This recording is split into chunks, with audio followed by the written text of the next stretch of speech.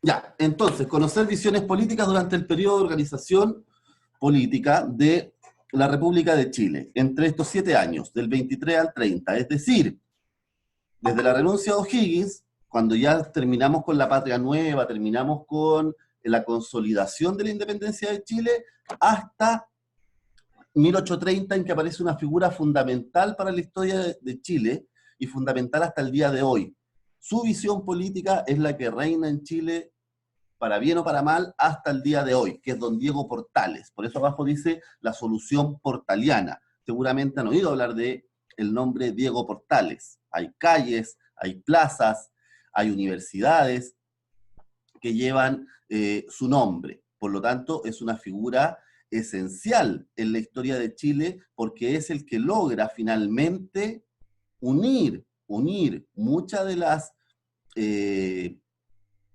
visiones de la época y construir una nación a partir de una constitución, que es la de 1833, que es la constitución que hasta ahora más ha durado en la historia de Chile. Duró prácticamente 95 años la constitución de 1833. Así que vamos a ver primero, como les decía, para ir avanzando, ahí. Voy a quitar el objetivo, ya lo anotamos, lo voy a sacar para que se vea bien. Pero, como dice en el centro, acuérdense que estábamos en un periodo de bastante inestabilidad política. Incluso algunos autores, como les decía la clase pasada, hablan de un periodo de anarquía. Acuérdense que anarquía significaba literalmente sin poder. Es decir, que no había una estructura clara respecto a cómo se manejaba la institucionalidad en Chile, cómo se manejaba el gobierno en Chile, el Estado en Chile.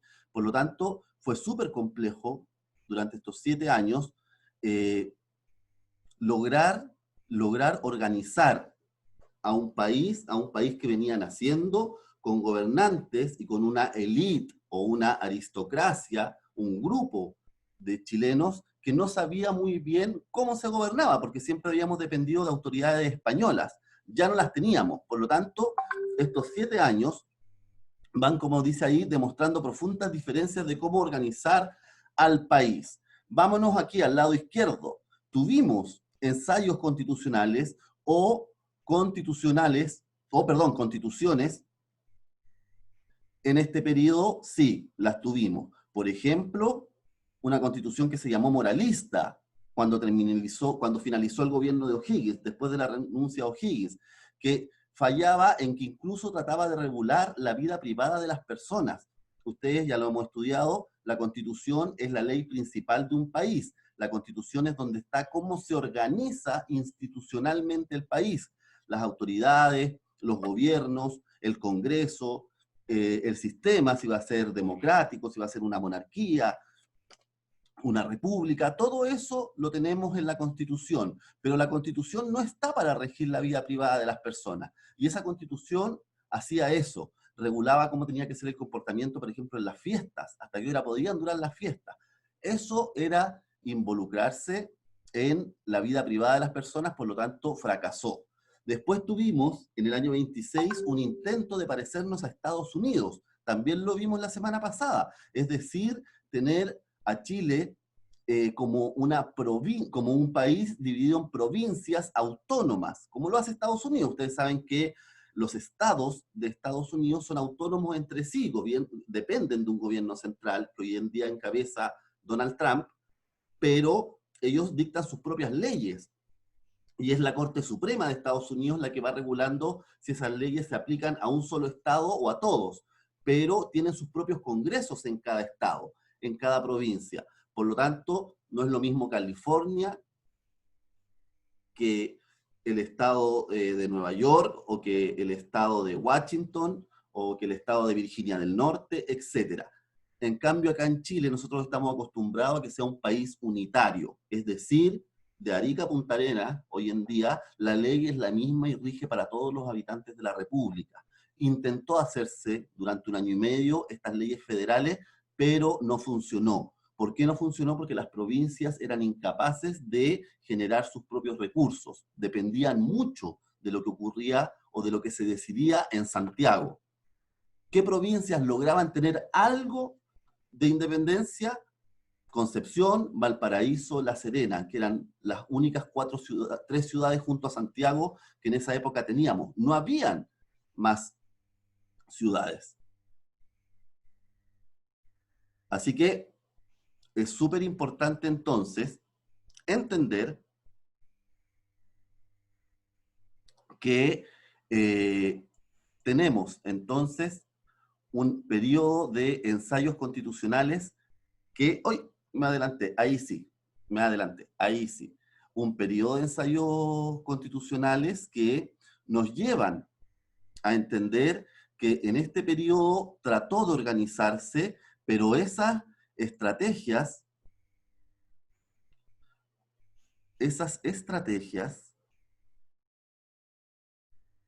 no convencían del todo a la mayoría de la élite gobernante. Acuérdense que aquí el pueblo prácticamente no tenía opinión. La mayoría del pueblo chileno, más del 90-95%, era analfabeto, vivía en el campo.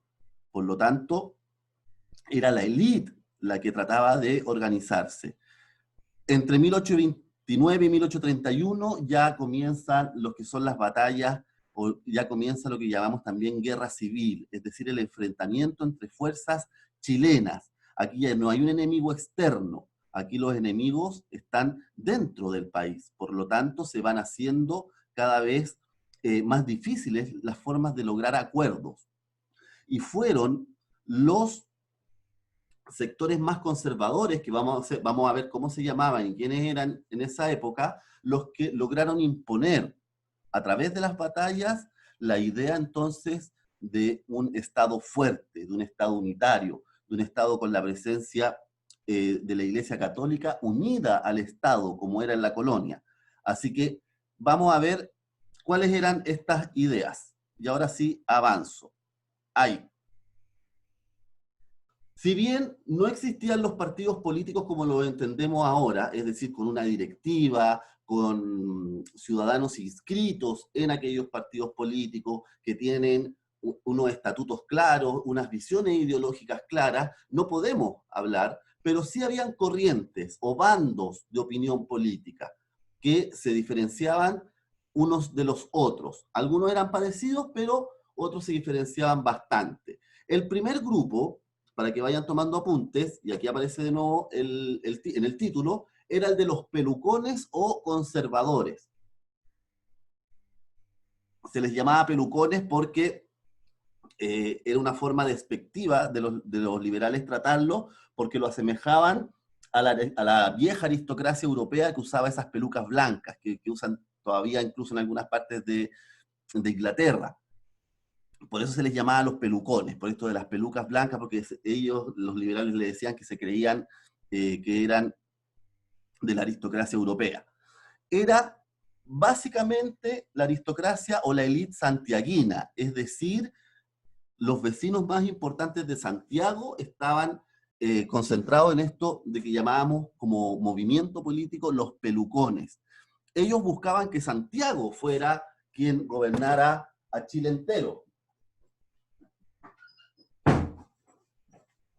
Perdón, chiquillos. Ellos desde Santiago querían una fuerza, un poder autoritario, un gobierno autoritario, que gobernara con fuerza y que se limitara mucho el derecho a voto, que el derecho a voto, por ejemplo, como era común en todos los países del mundo, fuera solo masculino, que el derecho a voto fuera censitario, es decir, yo tenía que demostrar que tenía algún bien o recibía algún tipo de sueldo formal, que tenía que saber leer y escribir, tenía que tener, por ejemplo, 24 años si era soltero y 21 años si era casado. Es decir, creían en un límite a la democracia. Súper, súper importante. Ellos más o menos querían retomar algunas ideas que habían quedado desde los tiempos de la colonia. Los otros, los contrarios, por así decirlo, los que opinaban muy distinto, eran los pipiolos o liberales. Eran llamados pipiolos también como forma de burlarse de ellos. En este caso eran los conservadores, los pelucones, que los llamaban pipiolos como una forma de burla por sus ideas liberales. Ellos sí creían más en una apertura democrática hacia el pueblo. Ellos sí creían en eso. No confiaban en la figura de la Iglesia Católica para estar junto al Estado. Creía que el Estado tenía que estar por sobre los intereses de la Iglesia Católica. Eran compuestos por grupos de jóvenes de esa época. Ya los pelucones eran más la aristocracia más antigua, que había vivido en los tiempos de la colonia, que había vivido en los tiempos de la guerra de independencia. Los pipiolos en general eran más jóvenes y eran más, podríamos decirlo entre comillas, cultos, porque tenían un bagaje de lectura respecto a las ideas de Estados Unidos, a las ideas de la Revolución Francesa. Por lo tanto, ellos querían un gobierno que fuera representante de una mayor cantidad de población, no solamente de una élite gobernante como querían los pelucones, sino que se abriera Chile a una democracia republicana más representativa de lo que decían los pelucones. Ramón Freire fue uno de sus principales líderes, lo hablamos la semana pasada, lo vimos, ¿se acuerdan? Que fue el militar que reemplazó a Bernardo O'Higgins en el gobierno y que también alcanzó a estar 3 años y consolidó la independencia en Chiloé. Fue lo que vimos la semana pasada, Ramón Freire Serrano. Otro grupo, pero mucho más minoritario, eran los federalistas, que son los que yo les decía que querían, imitar el sistema que había aplicado Estados Unidos desde su independencia. Esto de las provincias, de los estados, de las federaciones que tuvieran mayor autonomía. Se hizo un ensayo, pero no resultó, no alcanzó a durar 1 año y medio, en que fue encabezado el gobierno por Manuel Blanco Encalada, les dije la semana pasada, el primero en tener el título de presidente de la República, ya no era director supremo, como lo fue O'Higgins o como lo fue Ramón Freire, sino que era el título que conocemos hasta ahora, el de presidente de la República. Fue nuestro primer gobernante con ese nombre, el cargo, el de presidente de la República. Y él instauró estas leyes federales, pero quedaron solamente en el papel. Y fueron, como les decía yo, un gobierno de no más de 1 año y medio, por lo tanto fracasó. Otro grupo importante, y aquí hay que detenerse porque aquí aparece la figura de Diego Portales. ¿Quién era Diego Portales? Era un empresario chileno que tenía muchos negocios, sobre todo con el Perú, con la naciente República Independiente de Perú, y él tenía muchos negocios. Él estaba a cargo de importar exclusivamente, solo él, el tabaco, el alcohol y los juegos de mesa en esa época. Nadie más podía traer de fuera de Chile que no fuera él. Por lo tanto, si el país estaba mal organizado, si los presidentes cambiaban a cada año, si se tiraban constituciones cada 2, 3 años y no había un orden, para él, para sus negocios, era muy malo. ¿Por qué? Porque obviamente él necesitaba estabilidad para sus negocios. Por lo tanto, él con mucha fuerza, sobre todo en la forma que conocemos el pensamiento de Diego Portales, porque nunca escribió un libro, pero sí conocemos su pensamiento a través de cartas que él le escribía a sus amigos. Y él ahí despotricaba, es decir, hablaba muy mal de los nuevos líderes que habían en América Latina, porque decía no tenían la educación, ni ellos ni el pueblo, para liderar esto. Él creía en una democracia, creía en una república, pero él decía que de todas maneras había que gobernar a palos, que había que ejercer con mucha fuerza el poder central del presidente de la República. Y una vez que se lograra educar a la población, ahí, como dice, se podía preparar a Chile para una futura democracia. Él siempre reconoció que se hablaba de una futura democracia. Y su figura fue creciendo, su figura autoritaria fue creciendo más allá de ser un negociante o ser un empresario, y se transformó en el hombre con más poder en Chile. Nunca fue el presidente de la República, nunca, pero sí fue varias veces ministro, ministro de guerra, fue ministro del Interior, fue ministro de Relaciones Exteriores, de un par de gobiernos, sobre todo en el gobierno de José Joaquín Pérez, que es cuando ya vamos a ver que se ordena un poco este cuento y empieza el periodo conservador. Así que la figura de Diego Portales es importantísima para entender el fin del proceso de organización y el comienzo de la República Conservadora. Otro muy importante fue el grupo de los o'higginistas, pero cada vez fue perdiendo mayor terreno y cada vez fue siendo absorbido por pelucones y estanqueros. Para ellos, la figura principal, de ahí el nombre, era Bernardo O'Higgins, que ya estaba en el exilio en Perú. Después de su renuncia en enero del 23, pasan un par de años y por ahí por el año 25, O'Higgins se va a Perú a cumplir un exilio.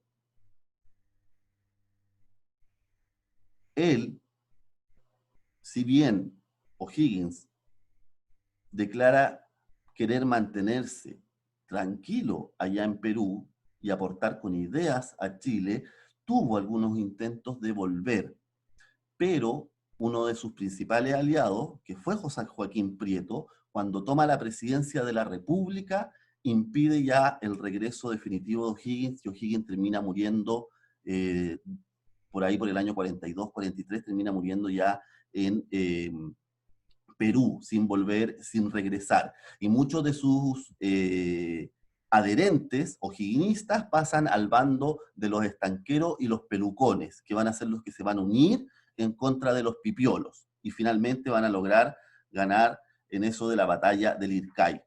Hagamos un pequeño paréntesis, chiquillos, respecto, y si van apareciendo dudas, acuérdense de expresarlas en el chat. Acuérdense de expresarlas en el chat, si van apareciendo dudas. Situación económica. Acuérdense que una guerra es dentro de las cosas negativas que le puede pasar a un país, es absolutamente negativa. Lo explicábamos también la semana pasada, cuando yo les decía que tanta batalla había destruido a los campos, había matado o habían muerto muchos campesinos en las líneas de batalla, que eran mano de obra, se habían destruido cosechas, se habían destruido campos por el paso de caballos, de cañones, de miles de personas o de cientos de personas. Por lo tanto, una guerra siempre, siempre va a traer perjuicios económicos. Por ejemplo, obviamente no podemos en ese periodo tener un comercio normal, porque los barcos se transforman en barcos de guerra, porque las carretas que traen productos del extranjero se transforman para traer armas de guerra.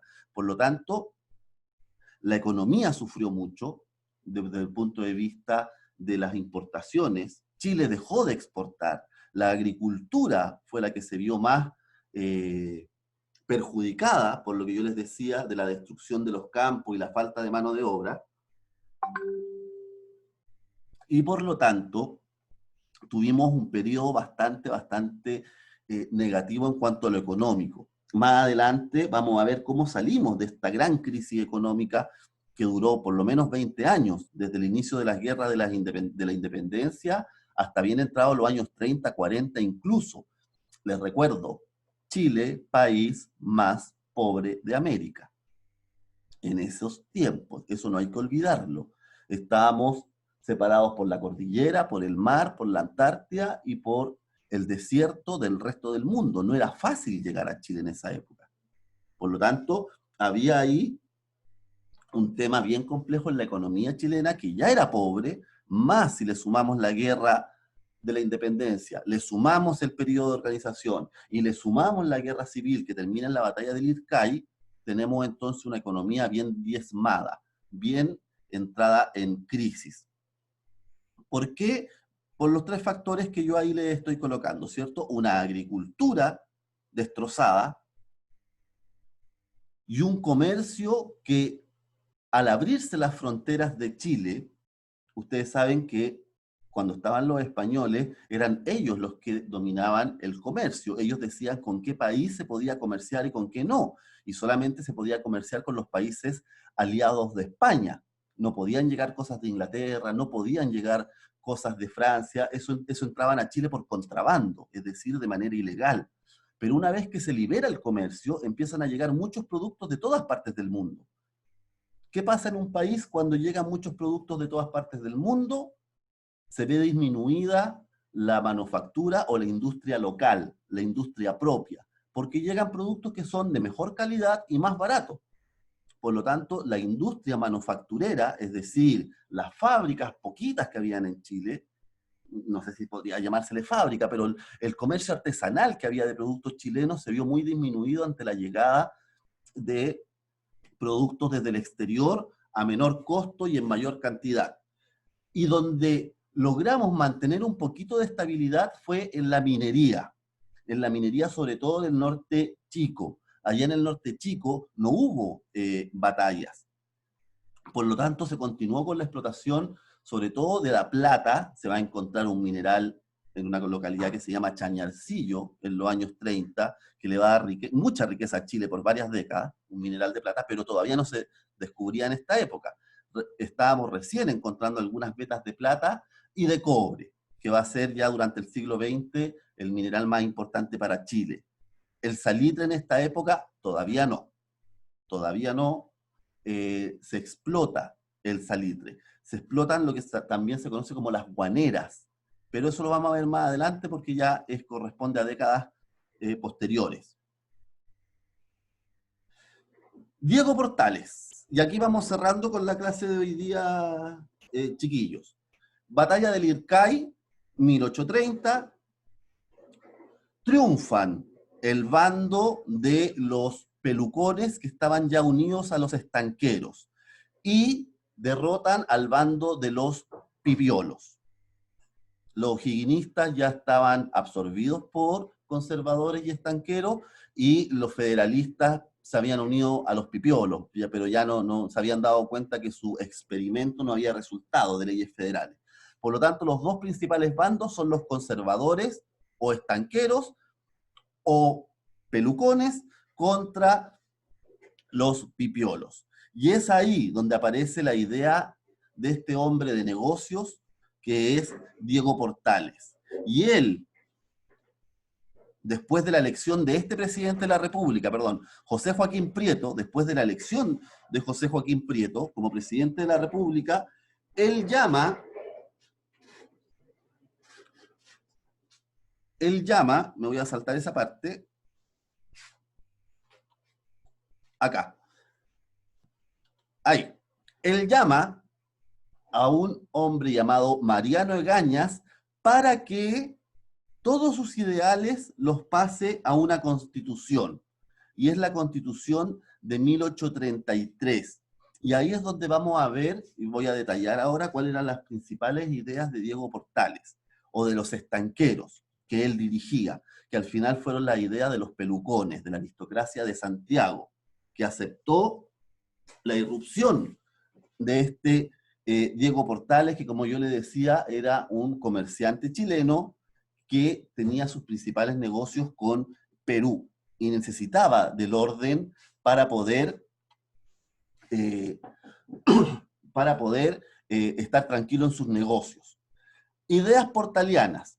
Estas perduraron por décadas en Chile, por décadas, probablemente casi sin cambios hasta 1861 o 1871, es decir, por 30, 40 años, estas ideas gobernaron en Chile sin contrapeso, y algunas de estas se han mantenido hasta el día de hoy. Por ejemplo, la número 1, que es decir que la base de todo sistema político es el orden. Si no hay un orden social establecido y que toda la sociedad cumpla, por lo tanto no va a haber un buen gobierno, no va a haber una estabilidad política. Por lo tanto, él, en el siglo XIX, coloca el orden por cualquier tipo de libertad o derecho para los ciudadanos. Como la población chilena, y eso ya lo hemos comentado varias veces, no tenía la educación suficiente, él dice que no estaban preparados para un gobierno democrático. Para él, el pueblo no estaba preparado para ir a votar. Por eso yo les decía que en las elecciones que empezaron a ver, participaba a lo más un 5% de la población chilena, porque ya dejaba a las mujeres fuera, que era algo, digamos, que pasaba en todo el mundo, no era exclusivo de Chile, en ninguna parte del mundo en esa época existía todavía el sufragio femenino, pero ya dejaba a la mitad de la población afuera, obviamente los menores de edad, pero también dejaba fuera a aquellos que no sabían leer ni escribir, dejaba fuera a aquellos que no tuviesen algún bien o algún sueldo fijo, es decir, era un voto censitario y masculino. Solamente votaban los hombres que tuvieran algún bien y que supieran leer y escribir. Para esa época no era más del 5% de la población chilena. Por lo tanto, era una democracia autoritaria y muy, muy limitada a un grupo muy pequeño de electores. Por lo tanto, él creía en la autoridad fuerte. Si bien él lucha e impulsa una constitución política, él mismo planteó muchas veces que la constitución podía ser pasada a llevar por el gobernante si era por el bien del país. Se supone, acuérdense que la Constitución nace en las ideas liberales del siglo XVIII en Europa. Ahí nace la idea de la Constitución, en el siglo de las luces, de los ilustrados, Revolución Francesa, independencia de Estados Unidos, etc. La Constitución nace como idea liberal porque le pone un límite al poder de los gobernantes, límite que no existía en la época de las monarquías. Por lo tanto, la Constitución es una idea liberal. Como Diego Portales se da cuenta que esa idea ya está muy inscrita en Chile, hay que tener una Constitución. Y la Constitución chilena de 1833 ponía límite a los gobernantes. Pero el mismo Diego Portales, en sus cartas, decía que si el gobernante debía ir en contra de la Constitución para mantener el orden, tenía que hacerlo.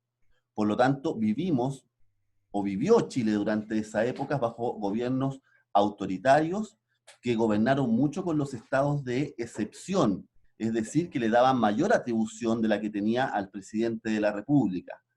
Más encima, en esa época, chiquillos, para darles un ejemplo, existía el Senado, pero no se votaba por senador según las regiones. El gobierno inscribía una lista completa de senadores. Y cuando ganaba o tenía más votos una lista que otra lista, se elegían automáticamente a todos esos senadores. Como el poder recaía con mucha fuerza en el presidente de la República, él mandaba a interferir en las elecciones y así salía elegida toda su lista. Es decir, no existía una oposición. Además, los pipiolos que habían perdido en la batalla del Ircay, muchos fueron enviados al exilio. Otros por temor desaparecieron de la figura pública, de la vida pública. Por lo tanto, tuvimos un periodo de 30, 40 años donde prácticamente no había oposición y esa oposición va a empezar a surgir en el norte minero. Ahí se va a dar con fuerza, en el norte minero y además también todavía en Concepción, con antiguos militares que todavía quisieron tomarse el poder. Uno de los pensamientos principales de Diego Portales era que las Fuerzas Armadas, en esa época el ejército y los marinos, la armada, tenían que estar supeditados al poder del Ejecutivo, al poder del presidente. El presidente mandaba sobre las Fuerzas Armadas. Esa idea, en Concepción, que era de donde venían la mayoría de los líderes de los ejércitos, no gustaba mucho. Por lo tanto, Portales mandó a dar de baja a todos los antiguos héroes de la independencia. Limpió, por así decirlo, de oposición a las Fuerzas Armadas. Y les dijo, ustedes tienen que estar bajo la autoridad única y exclusiva del presidente de la República. Si ustedes se fijan, esa es una idea que se mantiene hasta el día de hoy en Chile y en gran parte del mundo, sí, pero como estábamos naciendo, como nación naciente, esto no se dio en toda América Latina. En América Latina tuvimos lo que se llamó los populismos en esa época. Los gobiernos populistas, aparecía una figura, sobre todo militar, se tomaba el poder, gobernaba unos años, y era un desorden muy grande en el resto de Latinoamérica. Chile logró una estabilidad, pero logró una estabilidad con mucha fuerza. Y estabilidad que yo les decía entonces impulsó este Diego Portales. Ya para terminar la idea de Diego Portales, cuando nos estábamos estabilizando ya como nación, con el presidente José Joaquín Prieto, surge en el norte, en Perú, un general que dice que hay que unificar los territorios del Imperio Inca. Y nace lo que se llama la Confederación Perú-Boliviana, que era Perú y Alto Perú, que se llamaba en la época de la colonia, pero que ya empezamos a conocer como Bolivia. Él unió a los dos países, y aquí Diego Portales lo vio como un peligro para todo el continente sudamericano, porque decía que no podía existir un país que tuviese mucho más poder que el otro. Por lo tanto, él, Diego Portales, es llamado nuevamente como ministro, habla en contra de ir a pelear en el fondo, a tener que enfrentarse con una guerra con la Confederación Perú-Boliviana, y en ese intertanto es asesinado aquí en Chile. Un grupo de militares se subleva, lo detiene y lo ejecuta. Militares que fueron declarados después culpables, también ejecutados, y termina Chile yendo a esta guerra, nuestra, digámoslo así, primera guerra con los países vecinos, nuestra primera guerra con Perú y Bolivia, que después, 40 años después, se iba a replicar con la Guerra del Pacífico o la Guerra del Salitre. Pero este fue el primer enfrentamiento, y aquí es donde, por ejemplo, nace la figura del roto chileno, y viene con mucha fuerza en la identidad patriótica en Chile, etcétera, en una guerra que se peleó allá, no se peleó acá en Chile, se peleó allá en tierras bolivianas, en lo que significó un triunfo para Chile y el fin de esta confederación Perú-Boliviana. Pero esa es también parte de otra historia.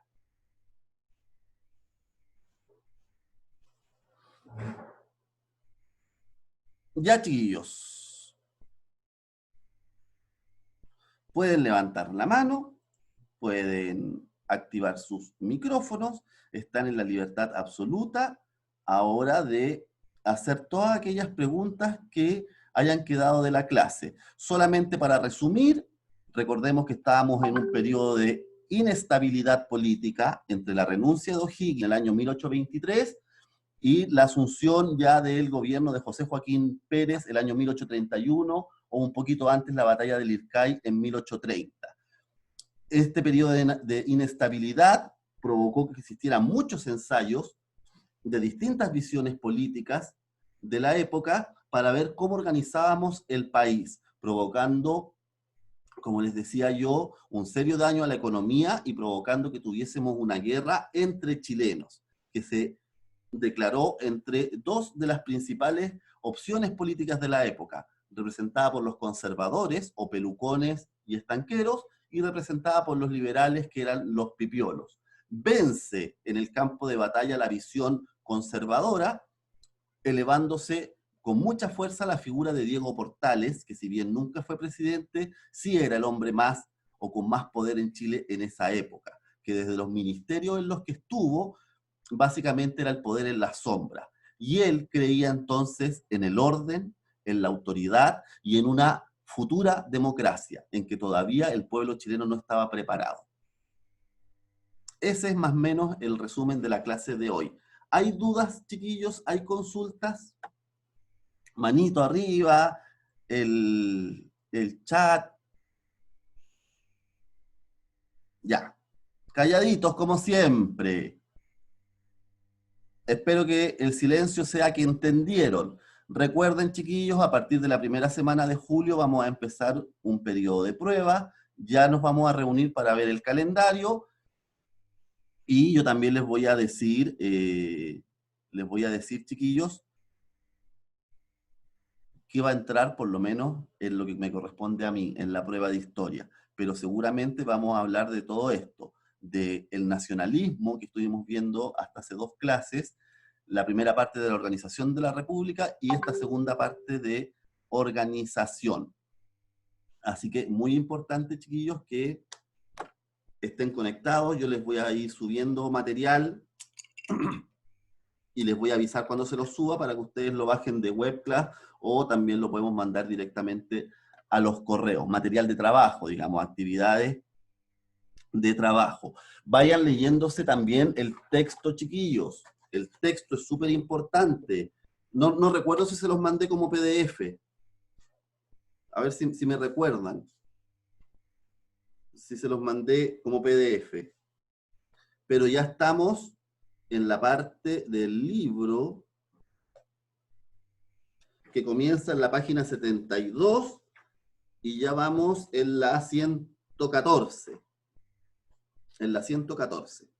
De la 72 a la 114. Ahí vayan revisando las lecturas que aparecen en el libro. Es importante, chiquillos. Ya, me desconecto. Niños, por favor, recuerden. Principal, cuidarse. Principal, no salir de la casa. Principal, ayudar y apoyar a sus papás, a sus abuelos, a sus hermanos pequeños, etc. Por favor, ya, porque estamos en la época más dura de la pandemia, así que lo principal es que se cuiden. Y nos vemos entonces la próxima semana o en alguna clase que yo los